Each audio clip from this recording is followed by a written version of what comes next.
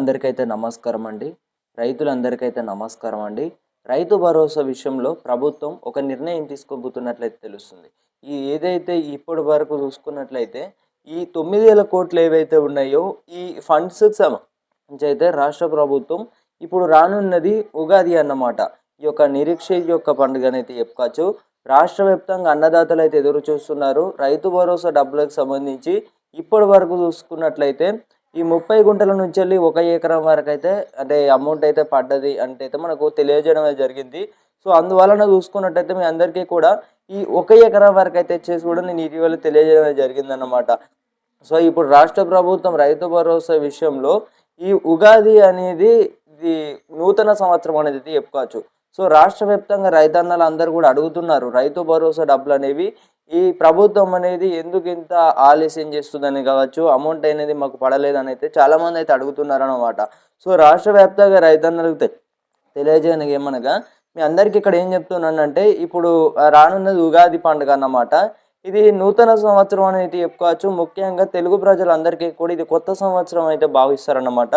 So నిరీక్ష యొక్క పండుగ అనేది చెప్పుకోవచ్చు. రాష్ట్ర వ్యాప్తంగా రైతన్నల అందరికీ కూడా ఈ తెలుగు సంవత్సరం అనేది కొత్త నూతన సంవత్సరం దినోత్సవంగా మనకు రాష్ట్ర ప్రభుత్వం ఈ ఉగాదికి ఖచ్చితంగా రైతు భరోసా డబ్బులు ఏవైతే ఉన్నాయో ఇప్పటికే ప్రభుత్వం అనేది చాలా వరకు అయితే ఆలస్యం చేసిందని చెప్పుకోవచ్చు. రైతుల ఖాతాలోకి అయితే ఇప్పటికే స్పీడ్ అనేది అయితే ఇంకా అమౌంట్ విషయంలో కూడా ఈ విడుదల చేయనట్లయితే తెలుస్తుంది. మనకి ఇచ్చిన లిస్టుల ప్రకారం మీ అందరికీ కూడా అమౌంట్ అయితే పడ్డాయి అని అయితే మీ అందరికీ కూడా తెలియజేయడమే జరిగిందన్నమాట. సో ఇటీవలే మీరు అందరూ కూడా ఈ యొక్క సహనాన్ని ఎంతో సహనంగా ఓపికతో ఉన్నారు. సో కావున రైతులందరికీ కూడా విజ్ఞప్తి, రైతు భరోసా పథకానికి సంబంధించి ఈ ఉగాదిలోగా ఖచ్చితంగా మీ అందరికీ కూడా 10 నుంచి 12 ఎకరాల వరకు అనేది గత వానాకాలం సీజన్ మాదిరిగానే అమౌంట్ అయితే పడడం అయితే జరుగుతుందన్నమాట. ఇక్కడ ప్రభుత్వం అయితే ఒక నిర్ణయం అయితే తీసుకోవడం జరిగిందండి.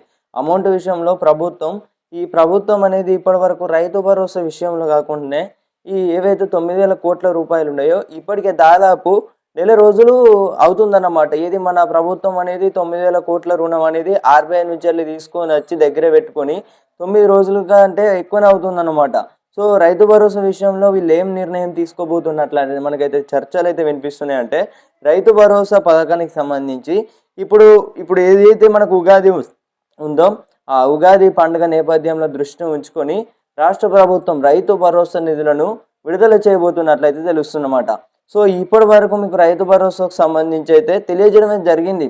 మాకు ఇచ్చిన ఇన్ఫర్మేషన్ తెలియజేయడమే జరుగుతుందన్నమాట. అది యథావిధంగా చూసుకున్నట్టయితే మీరందరూ కూడా ఈ ఓపికతో వచ్చేసి కూడా సహనంగా ఉన్నారు. సో మీ అందరికీ కూడా తెలియజేయడానికి ఏమనగా ఈ ఉగాదిలోగా రాష్ట్ర ప్రభుత్వం రైతు భరోసా డబ్బులకు సంబంధించి ఇవి 9,000 కోట్లు ఏవైతే ఉన్నాయో ఈ 9,000 కోట్ల రుణం అనేది ప్రభుత్వం ఇప్పటికే 30 రోజులు అయితే అవుతుందన్నమాట. ఆర్బీఐ నుంచి వెళ్ళి తీసుకొని వచ్చి దగ్గరే పెట్టుకున్నది. ఇతర పనులకు మరి వినియోగించుకోవాలన్నా మరి రైతులకు ఈ రైతన్నల పెద్దలందరూ కూడా రైతు భరోసాకు సంబంధించి చాలా వరకు అయితే ప్రభుత్వం పూర్తిగా విమర్శించబోయిందన్నమాట. సో రైతులందరికీ కూడా తెలియజేయడానికి ఏమనగా ఇక్కడ మన ప్రభుత్వం ఏం చెప్తుందంటే ఎకరానికి 12,000 రూపాయల చొప్పున ప్లస్ అదనపు బోనస్లు అనేవి ముందుగా చెల్లింపులు అయితే జరిగినాయి అనేది చెప్తుందన్నమాట. సో మీ అందరి ఖాతాలోకి అయితే త్వరలోనే అతి త్వరలో రైతుల అకౌంట్లోకి అయితే రైతు భరోసా నగదు అయితే జమ కానుందన్నమాట. తోటి రైతులందరికీ కూడా వెంటనే షేర్ చేయగలరన్నమాట. సో ప్రతి ఒక్కరైతే మీకు అందరికీ కూడా ఖచ్చితంగా ఈ ఉగాదిలోగా అమౌంట్ అయితే పడనుంది. మీ అందరికీ కూడా ఇక్కడ ప్రభుత్వం ఏం చెప్తుందంటే 1 ఎకరం రైతులందరికీ కూడా అమౌంట్ అయితే పడుతూనే వస్తున్నాయి అన్నమాట.